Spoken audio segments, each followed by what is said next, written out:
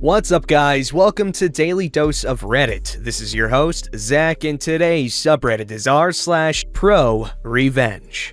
Alright, this story's called Try to Stiff Rent Money Owed? Enjoy having your drug habit exposed and losing your new house. Hello again, everyone. I've another story from my dad, and he allowed me to share it here. Honestly, when I first heard it from him, I thought it would be a petty revenge.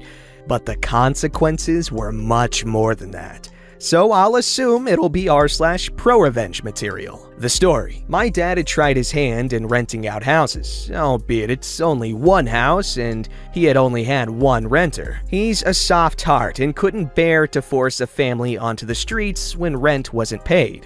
The renter was his work colleague, and they were acquainted at best. This man would give every excuse in the book when he couldn't pay his rent, all of them relating to his toddler son. Medical bills for his son, formula and diapers, birthday gifts, so on and so forth. My dad accepted these excuses, allowing his colleague to delay the payment and never once tried to deduct from the deposit. 6 months later, his renter decided to move out. Turns out the jackass bought himself a nice terrace house out in a good suburban area. He knew my dad was a patient and generous man and decided to take advantage of that. My dad, in his words, was pissed, but more than that, disappointed. He decided that he'll stop renting as he figured he would lose more than what he'll earn. Thus, the house was sold. A few days later, my dad approached his colleague wanting to know why he'd stiffed him out of his rent money. This took place in the middle of the office with everyone still at their cubicles or milling around. Colleague, I've heard you've bought a house. If you had money for the house, why couldn't you pay for the rent? You know or not, my son keeps falling sick. Ever since I stayed at that house you rent, my son always has a fever, always coughing. What has that got to do with me or that house? I think I know why. That house is haunted. Got jinn. Oh, Muslim. Genie, malevolent, or mischievous. And shaitan, which means devil, demon, or literally just Satan. You're a new Muslim convert, right? Something must have been pissed at you for converting. Because of that, my son is suffering. For context, us Malaysians still hold on to some superstition, though it's more prevalent in the older generations. Be it due to culture or religion, superstitious beliefs are still embedded here. A rented house being haunted usually means little to no potential renters and a sullied reputation. This ticked my dad off. At this point, everyone had tuned into this drama being unfolded. Raising his voice, he laid down the truth bomb. I stayed in that house for 2 years with my wife and small children. Nothing happened. You know why your son keeps falling sick? When I went to inspect that house to sell it, the whole place reeked of drugs. Every room in the house smells like marijuana. Your son keeps falling sick because you smoke drugs around him 24/7. If you ever been slammed by the truth so hard that it left you speechless, that was essentially what happened. Colleague was stunned, mouth opening and closing like a fish, gasping for breath, before turning around and walking away. My dad, having vented that, left to do his own business. Colleague not denying outright that he didn't do drugs, caused the rumor to spread like wildfire, with him ending up needing to do a drug test. Unsurprisingly, he failed that, which led him to being let go. Now, you may think that's the end. Drug use in Malaysia is seriously frowned upon here, even if you do it recreationally. Not to mention that other job prospects usually look into your record and reason for resigning your last job. Having been let go due to failing a drug test is an automatic resume into the bin. No job means no income. No income means colleague can't make the monthly installments for his new house. As my dad found out, it has been auctioned off by colleague's bank to another buyer. As he told me this, my dad never wanted to ruin colleague's life like that. He told me he should have just kept his mouth shut, that him knowing colleague was doing drugs in close proximity to his son was good leverage for colleague to pay his rent. It was a in the heat of the moment action and such. Dad never pressed to get his 6 months of rent money back. Considered it halal, meaning in his eyes, colleague's debt to him was voided. I don't know, perhaps this was just karma by God for colleague lying to my dad and stiffing him his rent money. Just needed my dad to be a pawn in his plan to punish colleague in this life. The revenge was undeniably unplanned, but goddamn is it pro to me. Oh yeah, most Muslims in like any Asian country are super superstitious. Literally, my cousins from New York believe that their apartment is haunted, and they stand by the fact that they have had multiple paranormal experiences, but of course I'm skeptical because the power of suggestion is powerful as hell. Just the mere belief that something is haunted will turn that weird noise you heard down the hallway from just the floorboards creaking with the humidity fluctuations into a ghost, demon, or jinn, if you will, trying to claw your nuts out or something. But OP's dad, what a guy. Alright, this story's called Me and Karen. A love story. Just kidding, Karen is a total mean person. But buckle up because here is my novel. My husband and I are in our late 30s and child-free. Some people on child-free said I should post here too, so enjoy the saga. My husband and I have been saving up for almost a decade to move to a tropical paradise. About 2 years ago, we bit the bullet and moved to our dream location. Housing here is super expensive, like Hawaii prices, so all we could afford was half of a duplex. It's beautiful and on the water with places for our boat. Unfortunately, Karen, Billy Bob, the boyfriend, and her 3 gremlins live in the other unit. Set up. There is some period of time we just went for a week here and there, but we live here full time now. The entire duplex was owned by an older gentleman who rented out both sides. The sides do not match at all. One side is a 5-bedroom, 3-bath. The other side of the duplex is a 2-bedroom, 1-bath. We bought the 5-bedroom. On our side of the property, we have 90% of the backyard, a gazebo, and dockage, about 150 feet since it is on a corner. The other side has a small backyard, patio, and maybe 15 feet of dockage. Damn. The rental leases say the renters are entitled to their specific backyards, but there were no fences or anything.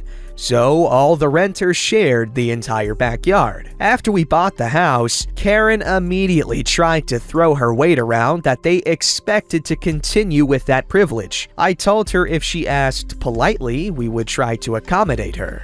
She thought this meant she could use our backyard whenever she wanted. Party incident. One day my husband and I are enjoying some drinks outside when a delivery truck shows to set up a giant blow-up thing in our backyard. I asked Karen what she thought she was doing, and she said it was her kid's birthday. Then she had the gall to say it was a family and friends only event. So we had to stay inside our house. Not wanting to be a total butthole and ruin some little girl's birthday, I told Karen after this, she had no access to our backyard, period. Karen shrugged and kept setting up for the party. During the party, a drunk adult wandered into our house, which shocked us all. I said Karen's house is the other side, and he said, Karen said she owned the whole property and to use whichever bathroom was available. I directed him to Karen's bathroom, and soon after, she came storming into our house, screaming about how dare we make her look bad to her friends and how selfish we are we couldn't even spare one bathroom. She said we didn't deserve all this space with just us.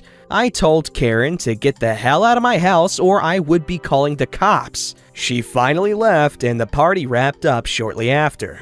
Backyard remodel. After the party incident, we decided we needed to clearly define the backyard and build a fence. While we were spending the money, we decided to update the patio, put in a fire pit, and an outdoor kitchen. While the contractor was on site, nosy Karen had come to investigate. Since the fence would be the last thing built, I was vague and just stuck to telling her about the patio update. You could see her face light up because, of course, in her mind, what's ours is hers. When the workers started on the fence, Karen came out screaming for work to stop.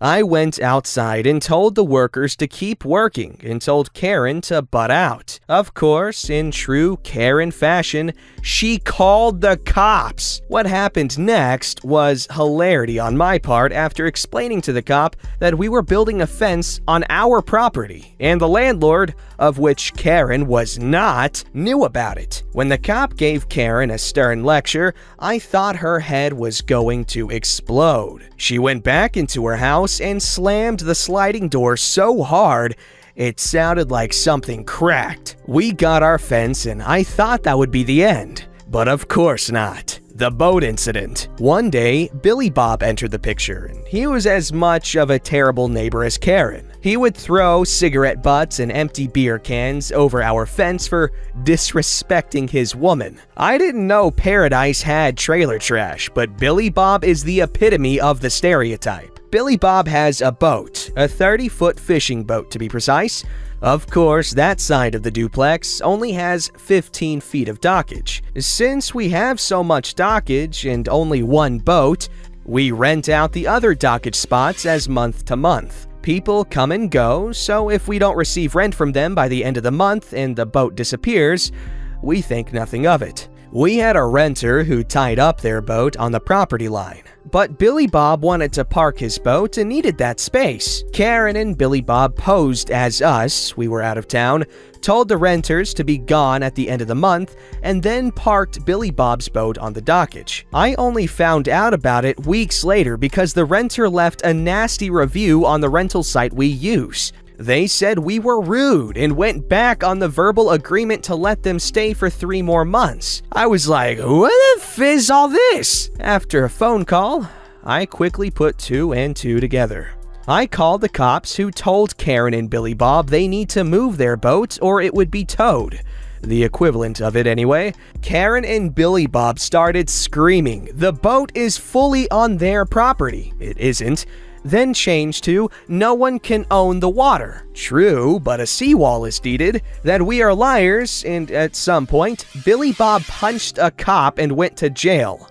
I felt bad for the cops, so I took them all snacks the next day with a note apologizing for neighbor drama. I ended up winning my small claim suit against them for lost rental income, but of course haven't seen a dime. I eventually convinced the dockage renters to come back and gave them a few months free as compensation. Final revenge. If you've made it this far, congratulations! Get ready for a juicy justice boner.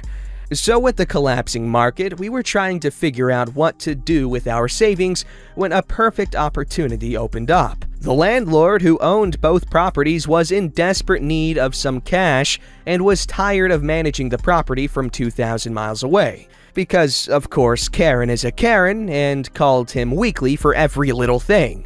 His only stipulation was we let the poor single mom who has been his renter for 8 years finish her lease, which is up in July. Since we just have money, we were trying to reinvest, and because now we get to control our neighbors, heck yeah, we jumped on that.